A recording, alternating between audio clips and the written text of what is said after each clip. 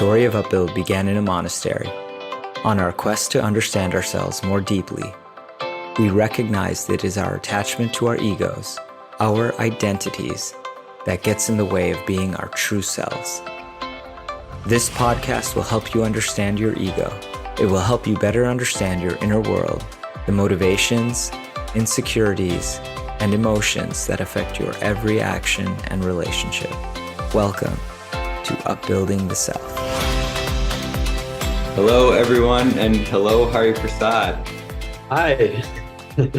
This is Michael Sloyer, and this is Upbuilding the Self. And Hari, we are here to talk about a piece that you recently wrote called The Two Sides of Working on Yourself. And I'm really excited to talk to you about this piece because this is a real cornerstone piece for Upbuild. It articulates our work in such a beautiful way. I know it's been such a service to me reading that piece. And again, rereading it today, it's been a service to our community members, including my dad, who is not easily swayed on matters like this. So really excited to talk to you about this today. Wow, I'm really honored to hear all of that and about your dad as well. That's amazing. Thank you. I'm excited. I love the subject matter, so I can't wait. Could you get us started by sharing your inspiration for writing this piece? Yeah. So subtly, there have been always two aspects to our self-work. And I was looking for a way to really crystallize and codify our approach to working on ourselves at Upbuild. And one day in our Remembering Who We Are weekly gathering, we had an inspiration around this where it became very, very clear to me that there's investing in the ego and investing in the self. And this is not something that's foreign to me. This is something which I had been doing and which had been clear all along, but it just came much sharper into focus. And I was so struck by it that it was almost as if it was a fresh aha. You know, when something that you're working with then suddenly snaps into focus, it's very powerful. So I thought, okay, I have to write this down and I have to share this because, as you said, this is so central to our work. This is really what it's all about. You can't get more dead center than this. So that was my inspiration. Amazing, amazing. So let's start with some definitions. You said the two sides of working on yourself. One is the ego and one is the self. What is the ego and what is the self? We define the ego at Upbuild as the identity of who we think we should be, the identity of who we think we should be. So we're all trying to project something. We're all trying to prove something to ourselves. And we want the world to see us in that way so that then we feel we're enough. And that is the game that runs our lives. And we can never get out of that because the ego governs us. It governs us and it's not us. So the self is who we actually are. It's what's beneath that governing ego that covers us. It is the spiritual core that many of us, I would say actually all of us, have some intuition about, whether we are really warmed up to that intuition or whether that feels foreign, uncomfortable, undesirable. We all have some sense that there's a deeper me and a core that is transcendent of our worldly experience. So that is the self. I really appreciate that word intuition and this deeper sense of me. Even for people who don't have any sort of spiritual leanings or spiritual inclinations, which I would consider myself hardcore one of those people 10 to 15 years ago, there still was that deeper sense. And that's such a great entry point into being hungry for more understanding of what's going on. Well, I can echo that because 16 years ago, I was also such a person. And it was really unattractive to me to speak about spirituality. It was something that I had zero interest in and was actually repelled by. So I am with you on that. And obviously there have been a lot of shifts. And there's also, interestingly, some shifting in the landscape of our world to the point where usually in organizations, you can't speak about spirituality. But one organization that we've done a lot of work with over the years actually has a spiritual component to their work that they offer to other companies. And they call it the spiritual side of things. So that speaks again to the intuition that we all have, that there's something. Now, we may not be speaking about the same thing. One person may have one conception of what is spiritual and another, and one may be more threatening, one may be less threatening. But there's this sense of, yeah, you know what? We all have a soul. We even use that as a figure of speech that, this is coming from my soul, whether I believe in a soul or not, from the depths of my soul, from my heart and soul. So we're going to get into the soul a little later, but we can start with the ego. Great. Because as you write in your piece, working on the ego just feels a little bit more natural to people, especially right off the bat as they're starting their self-work. What's important about working on the ego, and how do we even get started doing that? Yeah, what's important about working on the ego is that, as I always say, if we want to be our best self, we have to see what's getting in the way. And what's getting in the way is only one thing, nothing else. Nothing else. It's just the ego.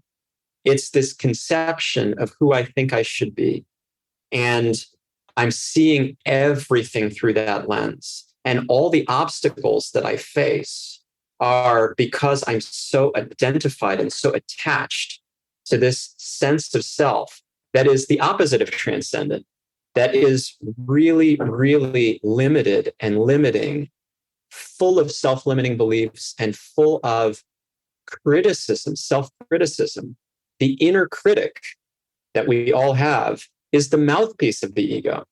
It's constantly telling us, you're not enough, you have to do more, do this, do that, and making us feel crappy and making us feel like we need to blame other people because, hey, it shouldn't be my fault. If I can offload the responsibility to others, then maybe my inner critic will leave me alone. But it's all coming from the suffering that my ego creates. And the inner critic is the way that we often feel that suffering internally. Okay, just one point of clarification, because in our everyday vernacular, when somebody says, oh, that person has a huge ego, they're usually talking about arrogance rather than saying that person has a strong inner critic. So can you help shed some light on that? Yeah, that's a great point. Yeah, see, we all have an ego, right? We all have this sense of self that is not aligned with the deepest me. And the more we feed that and the more we buy into it, the bigger the ego feels. The inner critic is calling the shots in terms of getting me to adhere and obey my ego. It's giving me the dictates. So again, we all have that, but we feed the ego to varying degrees. And so our inner critic can be louder and more intense or softer. Now, an important aspect to this is what may look like poor self-confidence, which is also a fact, but it can look like very little ego, is actually the flip side of the same coin. So the inner critic can be really rough on me, and other people may think, oh, this person has very little ego because look at how little self-confidence they have. Whereas when we typically think about big egos, we're thinking about people that are showing bravado and just so much self-confidence. But that's not actually the case. See, the inferiority complex is just the superiority complex negated. It's just the flip side of the same coin. I'm telling myself, I should be enough. I should be better. I should be so good. I want to be great. And I'm not. Oh, woe is me. Oh my God. And I have it too. So it's not to demean But we do have to poke fun at ourselves and see that what we think is just innocent, low self-confidence, sometimes even masquerades as humility, is actually something else. And we want to be really living in the truth of what's going on. That's a great framing, with inferiority complex and superiority complex being two sides of the same coin. And similarly, on the superiority complex side, when we see someone being very overt in self-promotion and pounding their chest, that really is an inferior complex showing up in the opposite kinds of behaviors. Yeah, you wouldn't have to prove it if you really felt it. You wouldn't have to prove it. So all of these big shows of ego are because I don't feel enough, and I'm constantly chasing after my own self-worth, and often the validation for that self-worth from others. Okay, so how can we work on our egos?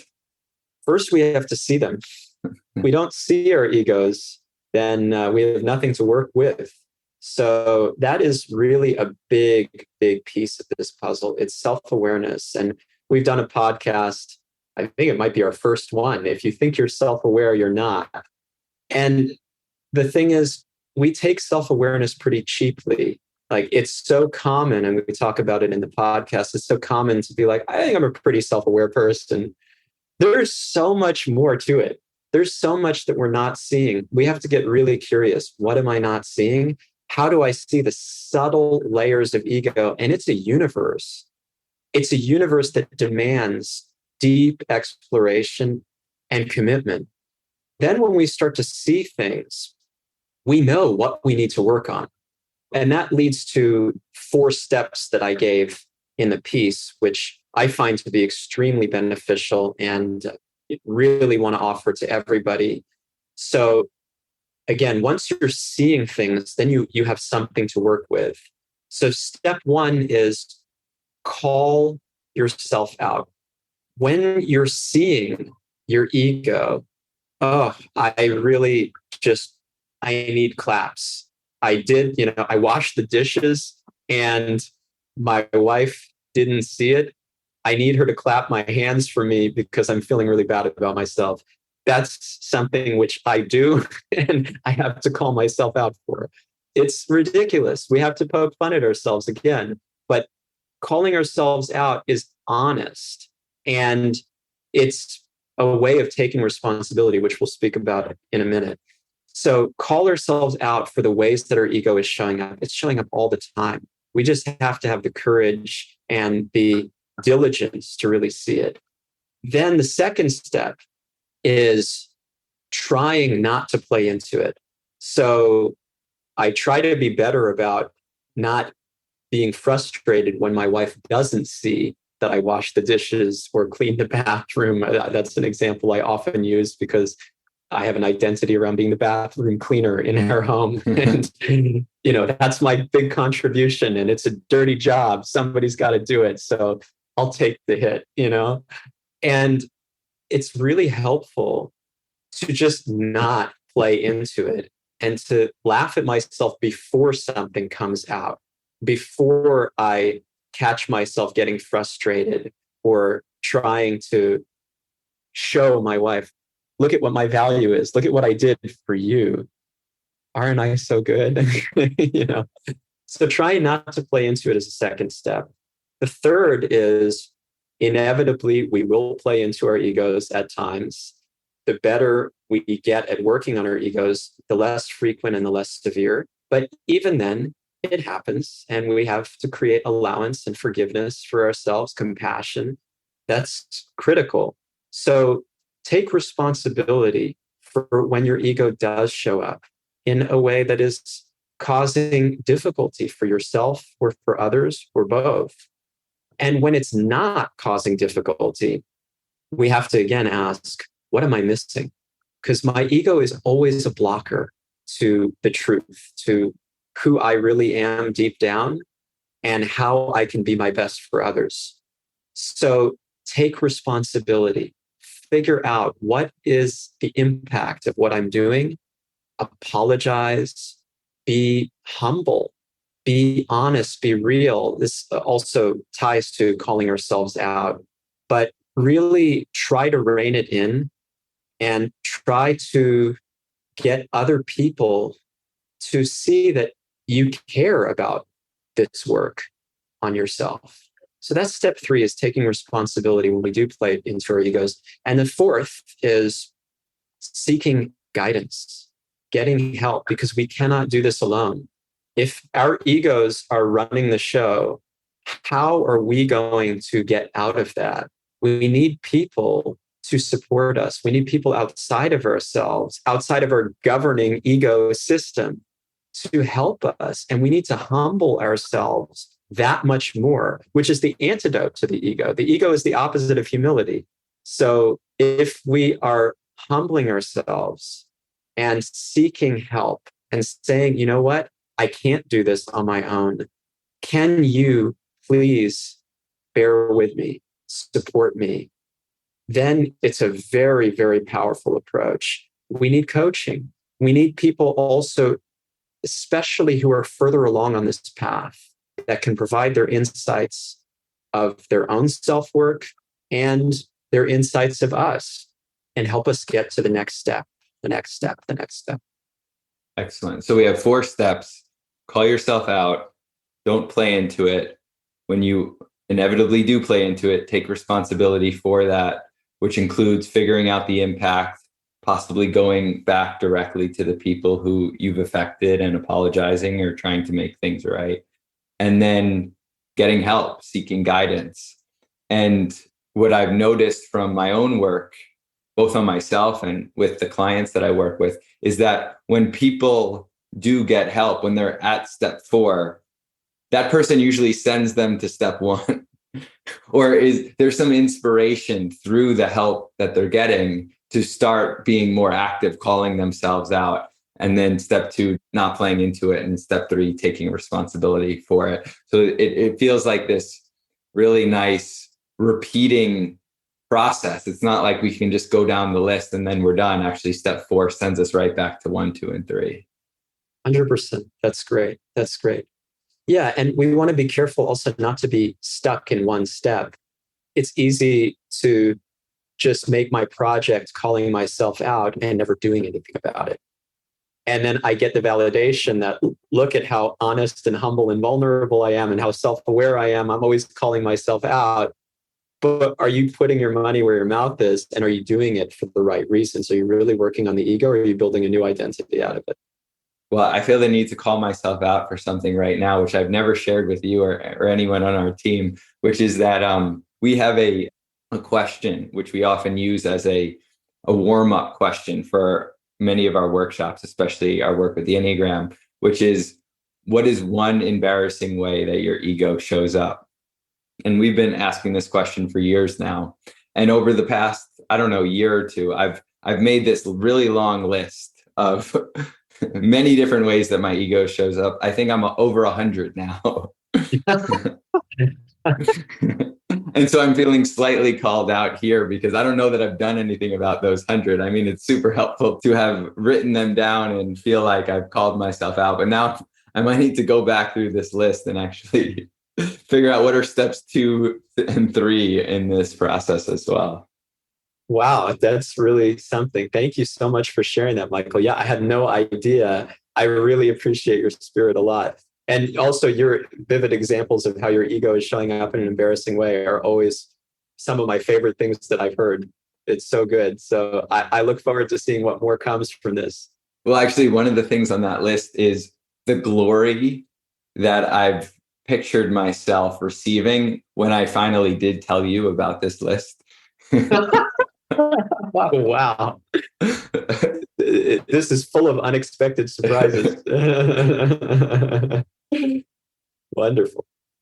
Good. Anything else that we should be aware of as we're thinking about working on the ego? There is layer after layer to be peeled. It's a constant, lifelong project to see how one layer of ego shields me from another, shields me from another, shields me from another. There's always more layers to the onion. So much so that actually if you're really serious about this, it must become discouraging. It must. If it's not discouraging, then we haven't yet done the real work. There's still much more to go, because it can be, and it's meant to be, intoxicating to start to see our egos and peeling off the layers and feeling freer, feeling like, wow, this is more in line with who I am. And I'm able to connect in such an authentic way with myself and with other people. It's meant to be so powerful. And we have that experience at our workshops a lot. This is a great starting point for our self-work, is working on our egos, because it's so close to us. It's so tangible. It's so real. And we feel the effects of removing our masks, removing the coverings. But if we don't come to the point where we are sincerely, painfully discouraged, we haven't yet gotten to the real thing, because there's always another mask behind the mask. There's always another layer. And we talk about the ego in very stark, intense terms. It's the prison for the self. It's the prison. It's not something to be sugar-coated. And until we feel our imprisonment, there's not enough impetus to get the prisoner free. So we have to go there. And even in our work with the Enneagram, the personality typology that is very popular in our work, our teachers at the Enneagram Institute, Don Riso and Russ Hudson, would say that you cannot do this on your own, and you cannot do this without some work on the self, some spiritual practice, which will be, I think, a good segue. But you have to come to that point of helplessness, that I really can't do this, and the cost is too high to not free myself. So I become really so humble. Dare I say, I become like a beggar. And my mentor, Bhakti Tirtha Swami, who we speak about a lot in our programs, including Remembering Who We Are, he wrote a series of books called The Beggar, about how to free ourselves from the ego by becoming so humble that we identify with needing help and seeking that help with such determination that we have the impetus to really get free. Now, this may not sound attractive, but that's because we're so identified with the ego. Yeah, the ego does not like working on the ego. Right. It doesn't like working on the ego, and it doesn't like feeling like a beggar. That's like the opposite of what it wants to be. But that's the only way to get to the other side. It's not that we all will start there by any means. We have to start with the excitement of peeling off the layers and feeling progress and feeling connection and feeling like, wow, this is great. That's a lot of our work at Upbuild. But if we really want to walk this path, if we really want the fruits, the treasures of this work, we cannot stay there. We have to get to that point where we actually experience ourselves as beggars. Super helpful. And I agree, that's a great transition now into the other way that we all need to work on ourselves. So we're working on the ego, we're peeling the layers, we're seeing more of who we are not. And yet, as you articulated earlier, we still have this sense that I'm something deeper than that. And actually, no amount of work on the ego alone is going to get us to that place. So take us into what's important about working on the soul. Yeah, I gave the metaphor in the piece, the prison, and how removing the layers of ego is like removing the bars to the prison. So it's exciting. I'm removing one bar after another. It feels miraculous. And then it's just that there's always another bar. There's always another bar. And until I actually invest in the self and grow my practices that awaken me to myself, I won't have the strength to break out. So work on the self is going straight to the source of who I really am.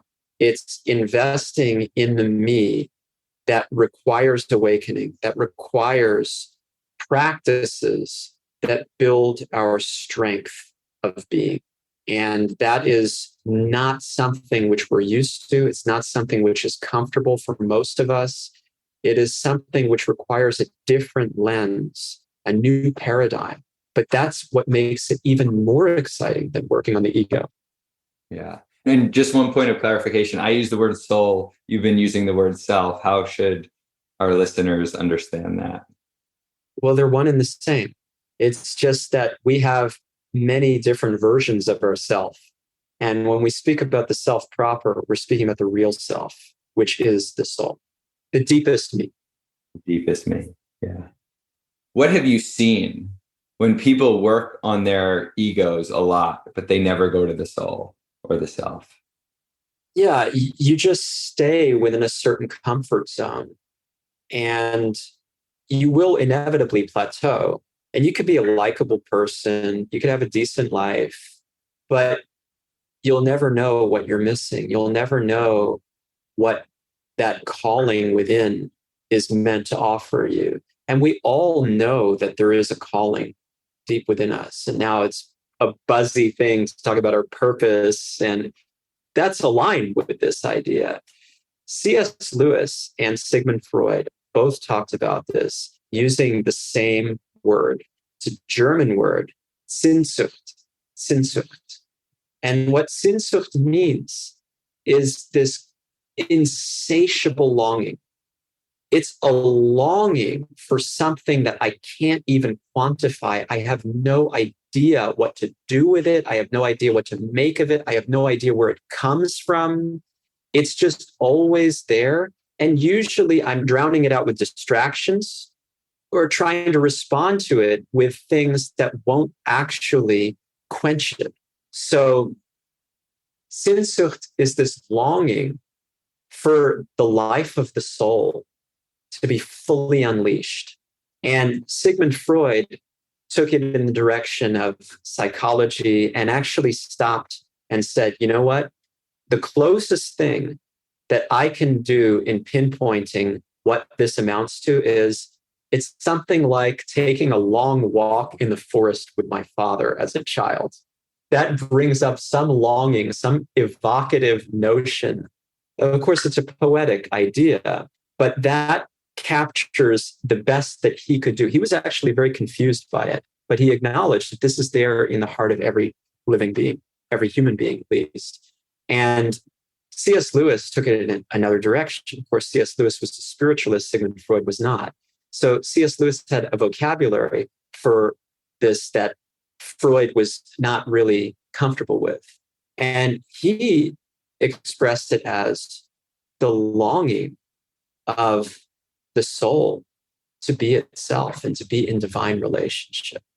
Carl Jung also spoke about this from both a psychological standpoint and a spiritual standpoint. He sort of bridged the gap very nicely. I mean, C.S. Lewis was profoundly psychological as well, but Jung was really famous for his psychological insights.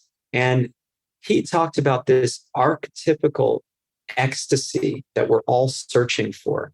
And we try to pursue it in so many different ways. It's like I go to alcohol, I go to spirits for my seeking of spirit. Alcohol is called spirits, right? And it's not a coincidence, he would say.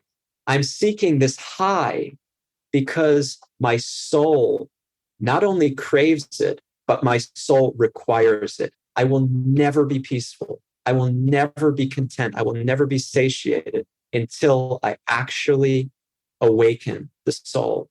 Till then, I'll always be searching for something that will hopefully fill the void, but never can.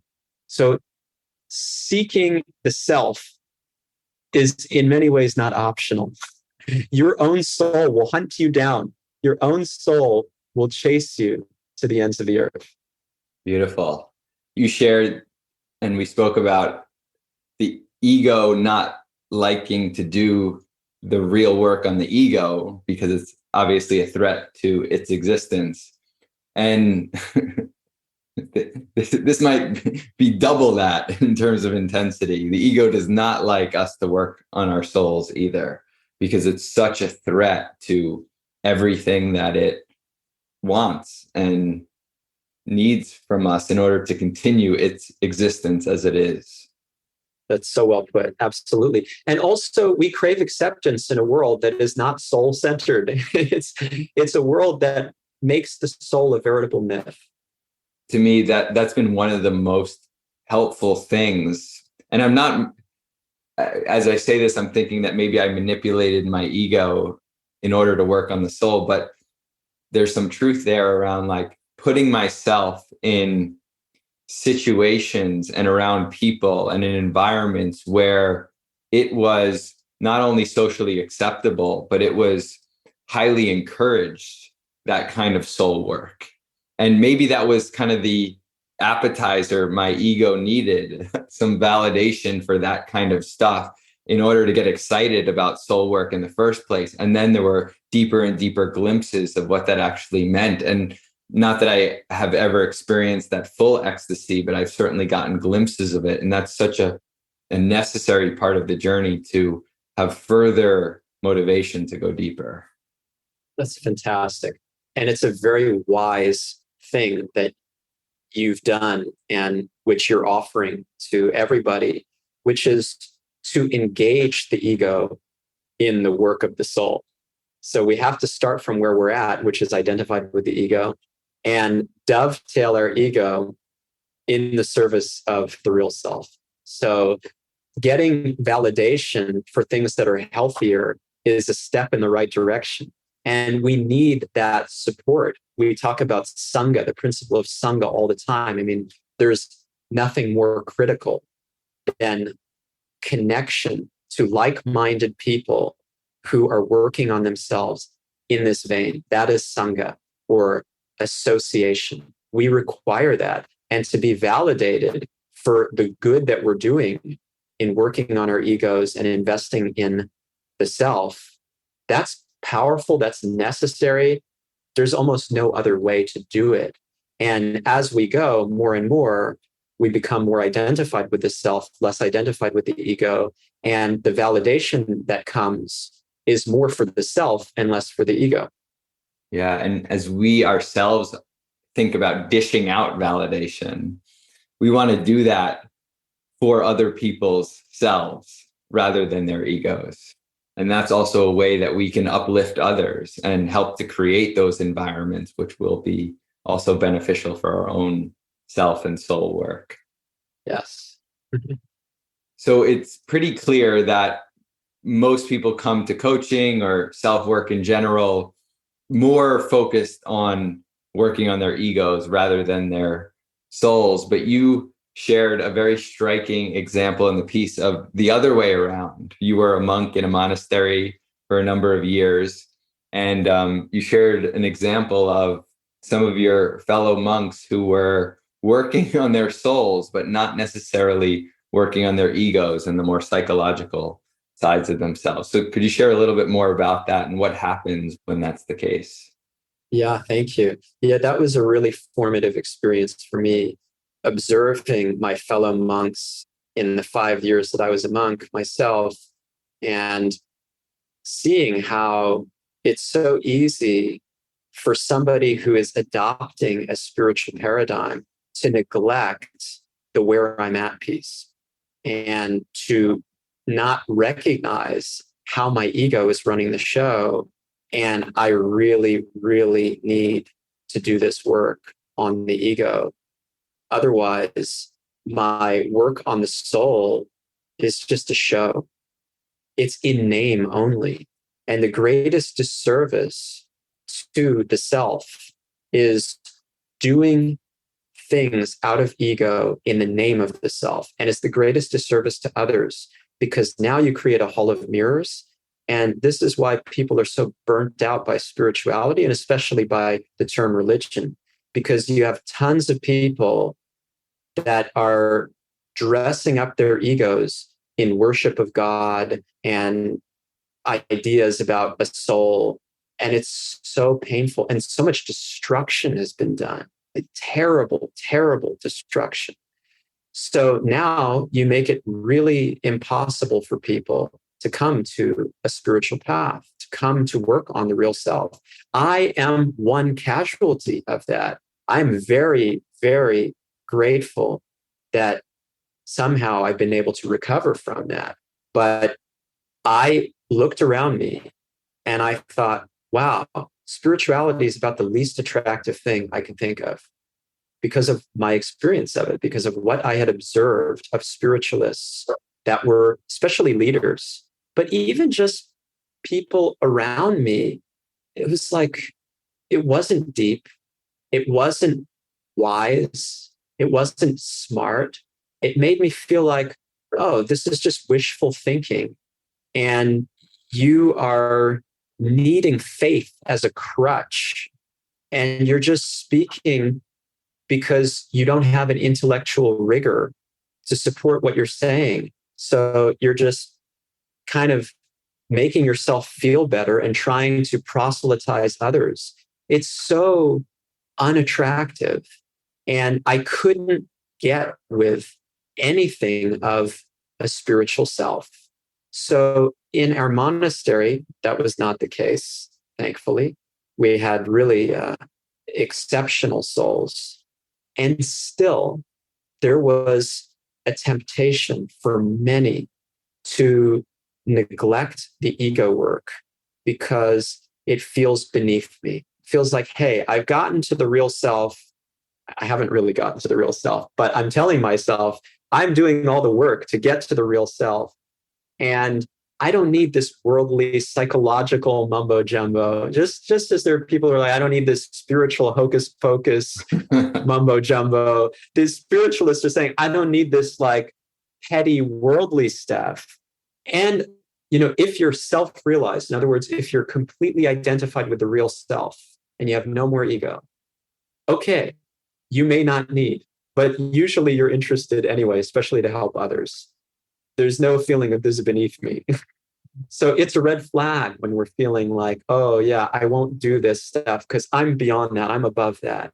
And I saw a lot of that led to pain and frustration because now I have human urges, human needs even that I'm neglecting because I'm trying to transcend by hitting a magic transcend button that doesn't exist. And I'm expecting and often projecting that I'm more spiritually advanced or more in touch with the real self than I actually am. And this leads to all kinds of problems, a lot of suffering. And it affected me deeply. The suffering that I experienced being on the receiving end and also placing my faith in people projecting things beyond where they were was crazy. And the suffering that I felt out of empathy for my brothers, who I love always, they are always my brothers. I can never, ever remove that bond that goes beyond words. So to feel their suffering from having neglected themselves, it was too much. And it became very clear we cannot take any shortcuts. We have to work on both sides of ourselves. We have to work on the ego and the self, not one, not the other. Thank you for sharing that story and your experiences in the monastery. And I just want to echo exactly what you just said and why the title of this piece is such a critical title. The two sides of working on yourself, we have to work on both. And it's also not just religious or monastic people that experience this impulse to just work on the spiritual and bypass the work on the ego, because I know I've felt it myself. I was having a conversation with somebody I work with recently he works at a tech company. He's a hard driving person. And we've been doing a lot of work on the ego. And yet there's a big part of him that like just wants to move, not to become a monk, but to like go study at a monastery or just like be in meditation all day long. Mm-hmm. And what we realized by unpacking this is that the ego work has just become uncomfortable. And there's this fantasy that, I'll just be happy and calm and cool and all the stuff that I want when I can just leave all of that work behind. So I don't have to deal with it. And just go meditate or just like chill out and be zen all day long. But it's so clear that the ego would just show up again, and that would actually not solve the problem at all. That's it. And that's what we're talking about in this piece as spiritual bypass. You alluded to the bypass. It's this sense that I don't have to deal with where I'm at.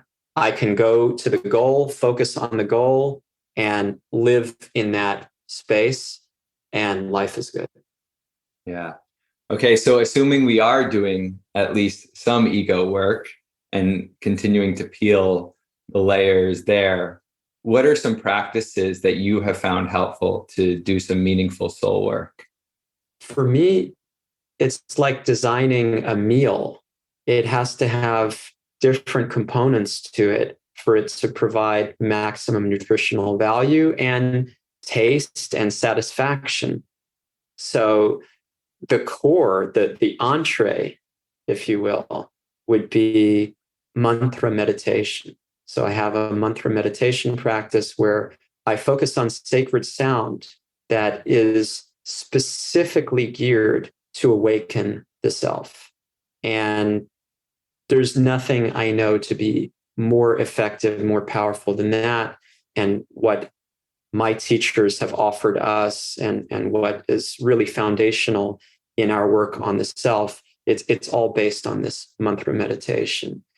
Now, to support that, there are many other things, foremost of which would be reading of sacred texts. So getting wisdom, getting philosophical understanding, building our rigor in understanding what the self is and how to live in alignment with it, and learning from the great souls who have done so. So reading sacred texts, listening to lectures from realized souls, that's absolutely essential. And there's a feedback loop between those two. When I read, when I hear, it makes me really enlivened and eagerly awaiting my meditation practice. And when I do my meditation practice, I want more fuel for that. So I want to go back and read, and I'm really dying to do that. Those are the two biggest pieces, but then there's prayer. There are different offerings and services that we can do. It's adopting a spiritual vision that everyone is a soul. And of course, by doing mantra meditation and reading and hearing, that vision will become more and more natural, and will internalize the teachings of those who have that vision. So these things go hand in hand, but there's so much that can be said about every one of these and so much more. I will pause on that. Yeah. Well, first of all, I just love your excitement and energy around these kinds of conversations, because it's just so clear how passionate you are about each of these practices and how much benefit they have offered to you. And then as you've offered them out through your teachings, how the community has been affected as a result of that. So It's very sweet. I'll Thank call you. that out. And also share my own experience with the entree with mantra meditation.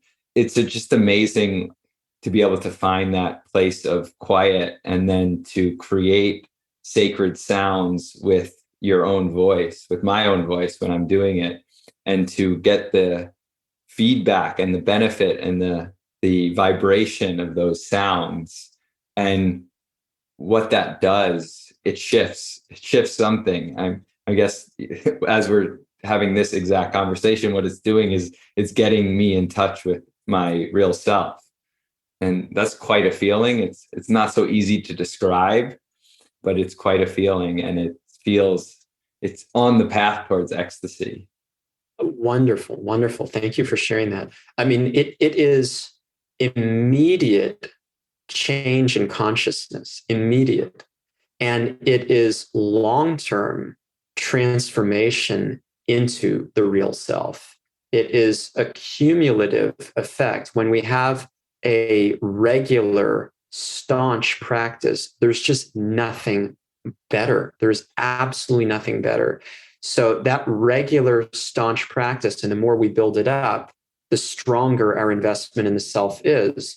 I didn't start with doing 2+ hours of mantra meditation a day. Now I do quite a bit. I have a lot. There's a lot that I invest in myself through these practices, but I didn't start that way. So building our spiritual strength step by step is key. And the cumulative impact on us is immeasurable. I mean, you cannot fathom it. Wonderful. So as we start to bring this conversation to a close, just to recap the steps for working on the ego and then some of the practices for the self. So for the ego, step 1, awareness and to call yourself out. 2, don't play into it the best you can. 3, when you inevitably do play into it, take responsibility for it.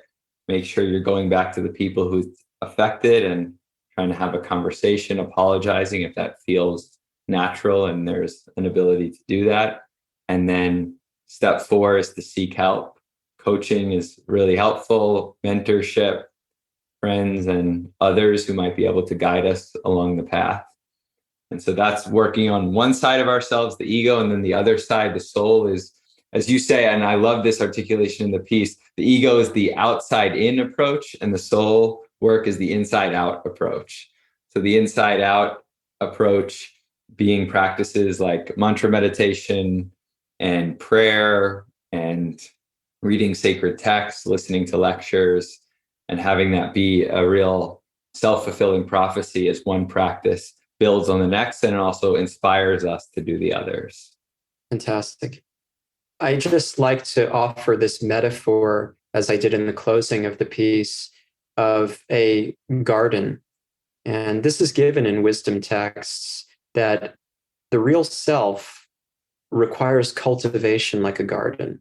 So you have to water it with spiritual practice. And again, even Don Riso and Russ Hudson at the Enneagram Institute would say that you can only go so far without a spiritual practice. Your ego will always run you until you get there. So watering that garden with spiritual practice, and then at the same time, uprooting the weeds. That's peeling the layers of the ego, uprooting the weeds. We have to weed the garden, otherwise it will choke the self.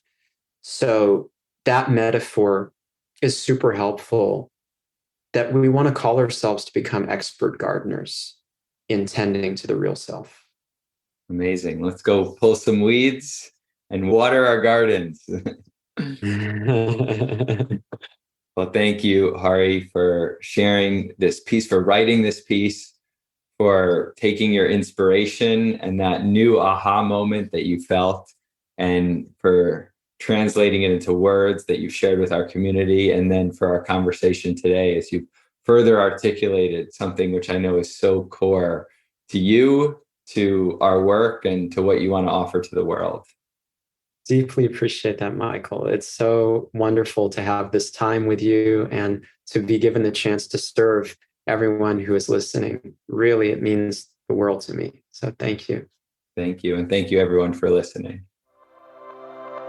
Thank you for listening to Upbuilding the Self. Upbuild is a leadership development company that offers workshops, coaching, and other services to help you on the path towards being your best self, free from the shackles of the ego. To learn more about our work, visit our website, upbuild.com, and sign up for our newsletter to gain access to podcasts, reflections, and upcoming events. If you enjoyed this episode, please go to iTunes to leave us a review so that others can find and benefit from the podcast. We look forward to being with you again next time.